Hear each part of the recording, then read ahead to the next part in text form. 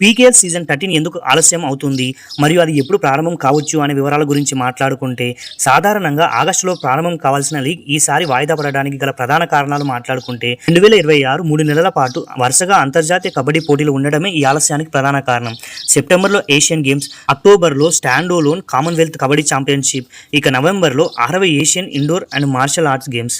So Bharat మరియు Iran వంటి బలమైన జట్లకు చెందిన ప్రధాన ఆటగాళ్లందరూ ప్రస్తుతం ఈ అంతర్జాతీయ టోర్నీల కోసం ఏర్పాటు చేసిన నేషనల్ క్యాంప్స్లో శిక్షణ పొందుతున్నారు. ఈ దేశాల నుంచి మెయిన్ ప్లేయర్స్ లేకుండా ప్రో కబడ్డీ నిర్వహించడం సాధ్యం కాదు కాబట్టి లీగ్ వాయిదా పడింది. అయితే ప్లేయర్స్ రిటెన్షన్ లిస్ట్ ఏమో అక్టోబర్ మొదటి వారంలో విడుదలయ్యే అవకాశం ఉంది. ఇక ఆక్షన్ గురించి మాట్లాడుకుంటే, అంతర్జాతీయ టోర్నీలు ఒక కొలికి వచ్చాక, ఆటగాళ్ల ఫిట్నెస్ మరియు గాయాలపై ఒక స్పష్టత వచ్చిన తర్వాత అక్టోబర్ మధ్యలో లేదా నెలాఖరులో వేలం నిర్వహించవచ్చు. అయితే ఈ లీగ్ మాత్రం ఈ ఏడాది చివరిలో అంటే డిసెంబర్ 3 లేదా 4వ వారంలో ప్రారంభమయ్యే అవకాశం ఉందని వేదికలు చెబుతున్నాయి. కాబట్టి కబడ్డీ అభిమానులు ఈసారి ప్రో కబడ్డీ మజాను ఆస్వాదించడానికి డిసెంబర్ వరకు వేచి చూడక తప్పదు.